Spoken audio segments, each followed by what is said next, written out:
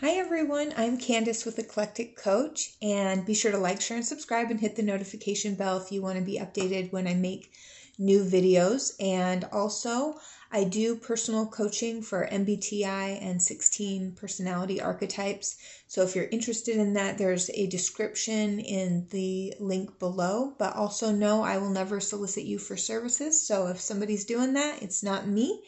And be sure to report it. And yeah, let's get into it. So what I want to talk to you about is getting healthy and appropriate outlets for your skills and your natural abilities. There's a few reasons to do this. Number one, it's fun. Because when you're doing things that you're naturally good at, it's just easier to gain momentum when you're enjoying the process.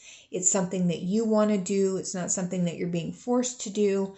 And you can get so much better at it when you want to develop it. It's within your natural wheelhouse, so you're going to be able to do it presumably better than most other people if it's a natural talent. And then you're able to access flow state, which is where you are at one with the music or at one with the speech that you're giving, or you feel very content and full as you're cooking or cleaning or organizing or leading a group of people. It can give you this sense of fullness, of congruence, of being fully present, but doing something that you love. And we've all had those moments when we're in the zone and everything goes quiet and we're able to just completely go into whatever it is that we're doing. And there's no better feeling than that. So that's one of the reasons to get appropriate and healthy outlets for your skills and abilities, but also because they're not going anywhere. So if you just have a natural inclination to be a leader and to tell people what to do and how to do it, then that's going to come out. That's either going to come out at your job where you are the leader, or at your local, I don't know why I want to say this, but like Rotary group or something, your local club, and you're bossing everybody around.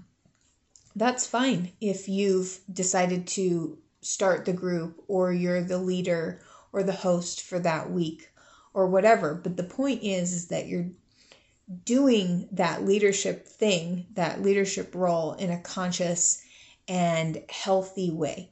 So that way you're enjoying the process and you're also being well received by the people that you're telling what to do. Me, for example, I love to listen to people talk about their emotions and talk about what's going on for them. I love to hear about what's going on in people's personal lives and help them map out strategies for getting what they want and getting out of unhappy and unsatisfying situations.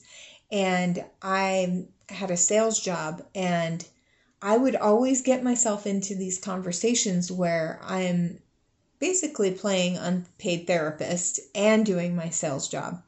And so one or the other is going to suffer. But because I loved it so much, I'm like, this is what I want to talk about. So I would get into these in-depth conversations about people's home lives or their school stuff or their relationship. And it was kind of affecting my job a little bit because I wasn't as focused on getting around and selling to all these people. But it also kind of left me feeling tired and burnt out, and it just wasn't the most appropriate outlet. So as you're listening to this, keep in mind that your talents, your skills, your abilities and interests are going to be very different. So apply where necessary and just forget anything that doesn't really work for you. But I think that the first step is to identify what your unique skills and talents are.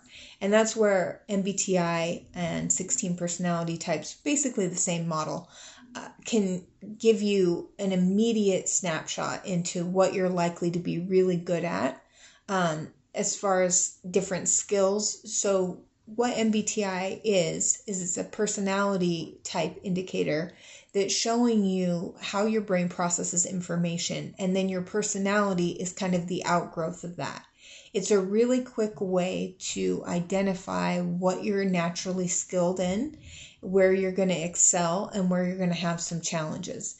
And if you want to go even deeper, looking at your natal chart in astrology can help you immediately pinpoint, okay, these are your natural strengths, these are how they're expressed, this is the area of career you're likely to go into. But any way you want to go about it, maybe you already know what your skill or talent is that you want to develop, and this is going to give you some insight and ideas on where to go to get that moving. But have a way of sitting down, reflecting on, what am I good at? What do I most enjoy doing? And what does the world need? And then take one or two areas. Maybe it's leadership, maybe it's maybe you have an artistic talent and you want to just develop it further. Whatever it is, write it down and just know what that strength is that you really want to focus on and that you want to bring into alignment in a healthy way, so that it's not just coming out unconsciously in various social situations or at work or in your relationship. And getting clear on what it is that you want to develop, and then start mapping out a strategy for how you want to develop the skill, where you want to apply it, and how you know that it is in fact delivering what you want from it. Meaning, just to go back to the leadership example, like you feel a sense of leadership, you feel pride about the fact that people come to you and they want your insight and your opinion. People are happy to follow your direction. You're not having as many power struggles because you're doing it in an appropriate way with people that want to be led. So it's altogether a more enjoyable experience. So identifying what they are, and then picking out one or two that you're going to consciously develop over, let's say, a month or 2 months or 3 months. Another thing that's important when you're doing this is to get out of codependency. And I'm using codependency the way it's used in psychology, where we don't look at things from our own lens of how we feel, what's important to us, what's going on with us, but instead we look out through other people's lens to tell us what should be important to us. We got to get rid of that. And we've got to make sure that we're engaging in relationships that are built on fostering mutual respect and independence. So sometimes what you will notice is that as you're trying to really develop something new, maybe you have a friend who isn't so much on their personal growth journey, and you've been spending a lot of time with this person, and it's like, I'm going to really get into my health and my fitness. I'm really organized.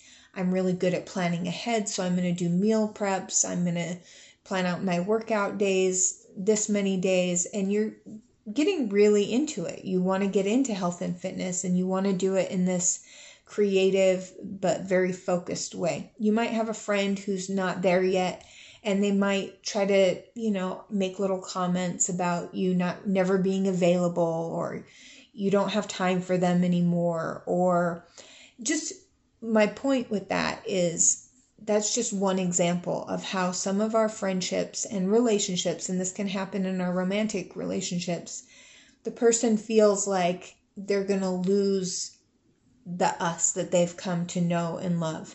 And so sometimes it's helpful to sit down and say, hey, this is what I'm working on, but you're still important to me. This is still important to me. The plans that we've made prior to me pursuing this are still important to me. And here's the way that I want to move forward, and the time and energy and attention I'm going to give to this or that. So sometimes having just those really clear conversations with people is really helpful. Another thing is just start doing it, because a lot of times we'll go to people and we'll tell them our idea or tell them what we're working on, because what we want from them is to be like, that's a great idea, you should do it. And sometimes we get that response and sometimes we don't. But just get in it and just start trying to work with it a little bit more, be aware of how this skill or talent or ability naturally comes up for you. And then just try out some things without needing to tell everybody. But of course, if you've decided on something or a path to developing this skill or ability, that you have necessary conversations with the people that you care about so that they feel like they're being brought in on the loop and they're not getting left behind. And also just know that that might trigger some people because it's going to trigger in them maybe some areas that they aren't really ready to work on. And don't take any of that personally. So you might get little comments, and that's fine. But try to foster relationships with people who are going to encourage you rather than try to pull you back. And another way is to get into community around the skill or ability so that you can be connecting with people who know about this particular topic and can provide feedback or hints or ideas or perspectives. And this can help you foster new relationships when you're trying to change it up, because we can't always take everybody in this exact same way to the next place that we're going. And that's okay. And sometimes we actually have to just cut people off and cut people out who, let's say you've tried to communicate, hey, this is really important to me, and you're just not getting the respect or the support that you require. Sometimes you got to kind of just let people go and do their own thing and give to people who are going to value and reciprocate and who appreciate your talents. And there needs to be this good fit of being well received and being in energy dynamics with people as you pursue these skills and abilities, that it feels congruent, it feels right. So you're not showing up expressing these gifts or abilities with people who aren't interested, and that will make you think like you're not very good at that, or who don't value that, or who don't appreciate it. Go where you're going to be celebrated. Go where you're going to be appreciated. And yeah, seek out community engagement. So Facebook groups, Meetup is a good place to go.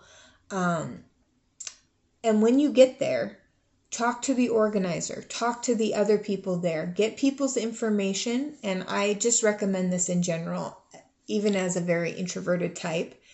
What I learned from my ENFJ ex, he was a professional networker, so well organized, so well connected, is he said, when you go to these events, get people's business cards, and then as soon as you can, get their information, start following up with them. And he said, just keep following up with them, keep touching base with them. And if you can, when you get invited to things, go to as many things as you can.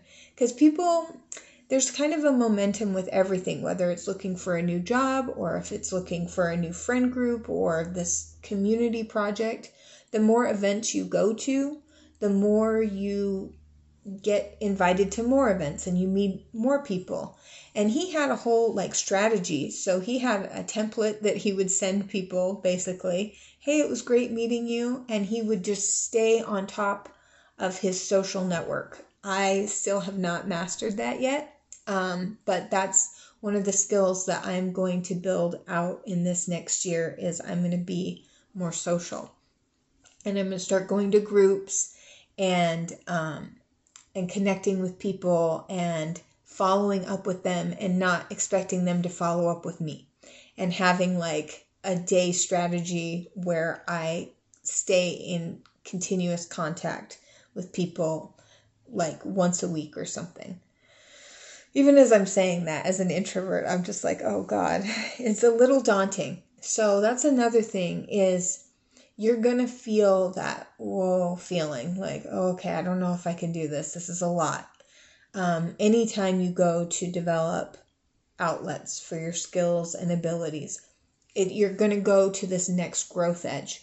And so if you know that you need to do it and it feels good and it feels right, but it also feels daunting, keep going.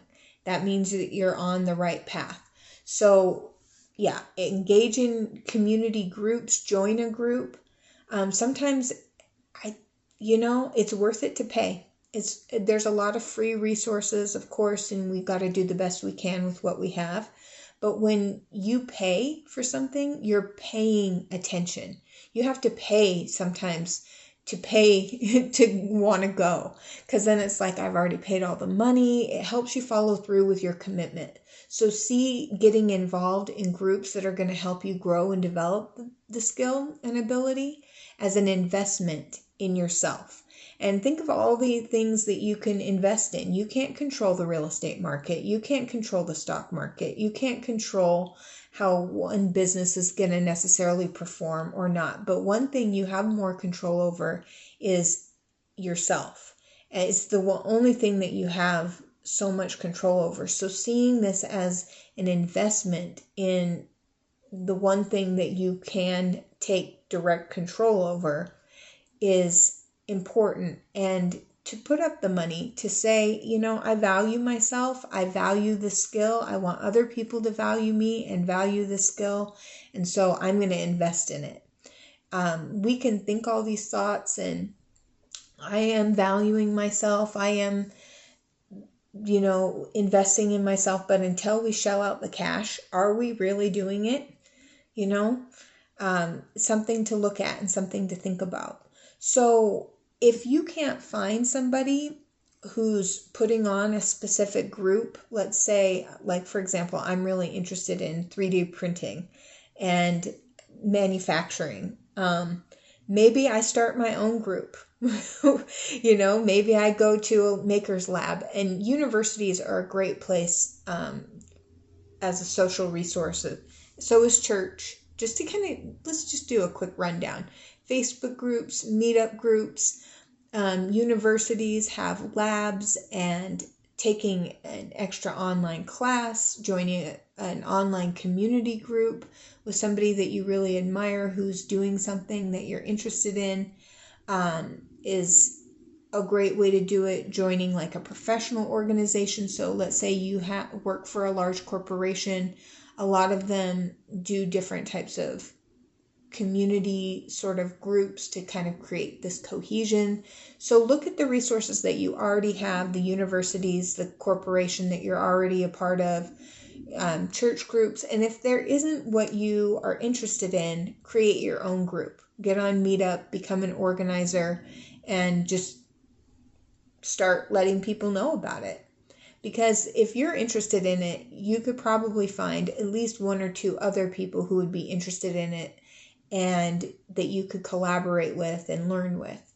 Or you could take up a mentorship program, seeking out other people in the field who are at a particular level that you want to be at is a great way to do it. Doing internships and just sharing what you know, even though it's not totally novel and the most interesting, unusual thing in the world, is another way.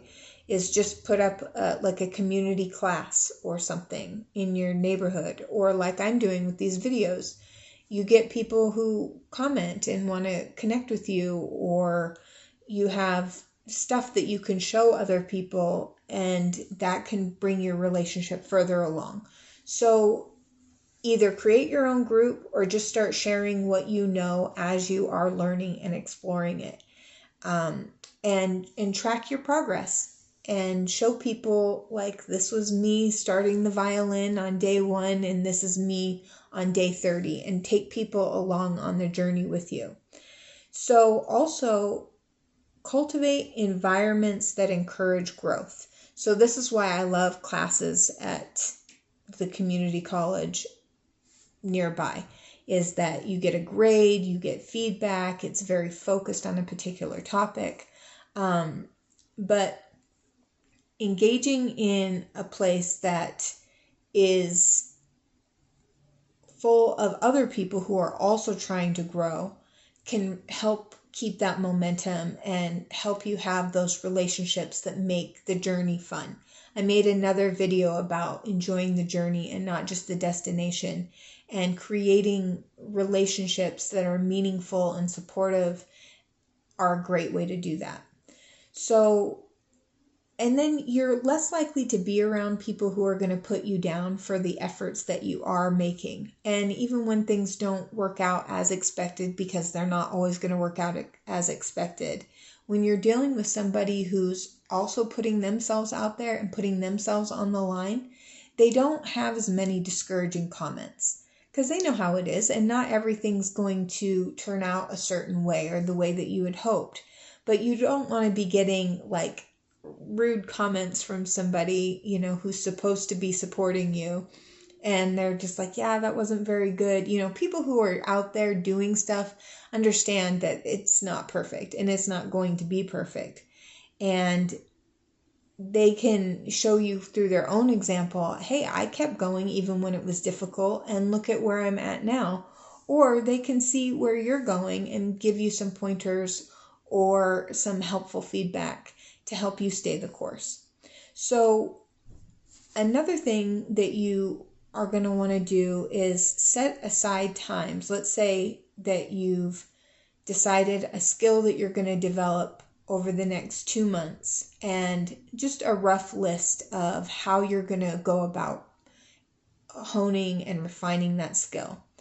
Also put in some specific times in your calendar, and this is why having a coach is so helpful, is that you go back through and you evaluate how things are going. Are you progressing in the way that you want to progress? Do you need to cut back your time pursuing this skill in this way because it's just not quite producing what you wanted?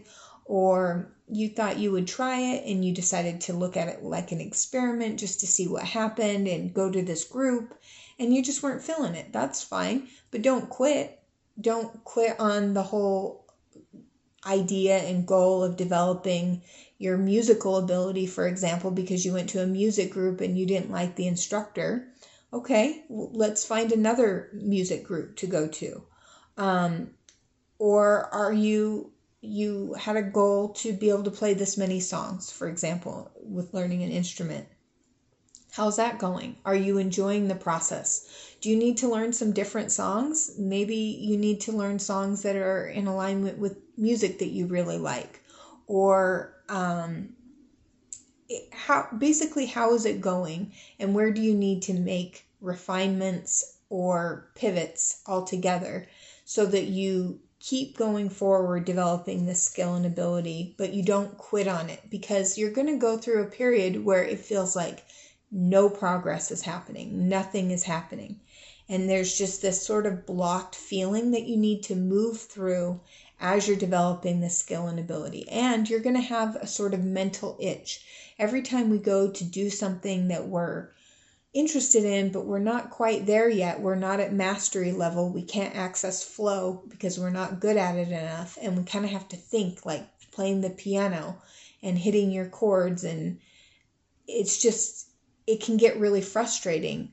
But staying with it and scheduling breaks or refining your approach can help you stay on course to mastery level where you're going to experience flow. So have that time set aside to regularly reflect and reassess how you're doing and where you need to make some changes. So I hope that was helpful. Consider what I would do, just in a short, rough snapshot. If you want to develop a skill, let's say over January, the beginning of the year, define what that is. Whether it's you want to become more musically inclined, you want to develop your leadership skills. It can be as specific or as general as you need it to be. But write down like 1 or 2 that you would like to develop, and then just do a master list of all the things that you can pursue, groups that you can go to, a of about 10, 15 things to pursue this. And then go through and then circle the 5 most feasible approaches to developing this skill and ability. And then go do those things. And about halfway through your goal time, so let's say it was January, February, you wanted to develop this ability. Midway through, schedule a time to say, okay, I went through and I did all these things. I went to all these groups. How's it going? How's it working out? Do I need to go to different groups?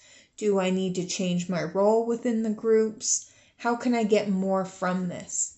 And then chart the next half of this goal period towards making those necessary changes, and then refine again at the end and see how far you've come. So anyway, I hope that this was helpful in terms of getting healthy and appropriate outlets for your gifts and your skills and your talents and your abilities, because the world needs what you have. You have something special and unique, and it's not about being famous. It's not necessarily about making money. It is, however, about living an authentic, rich, self-expressed life where you are fully showing up to be the person that you came here to be. And that's what's really important. And I hope that you found this to be helpful. Be sure to like, share, and subscribe, and I will see you in the next video.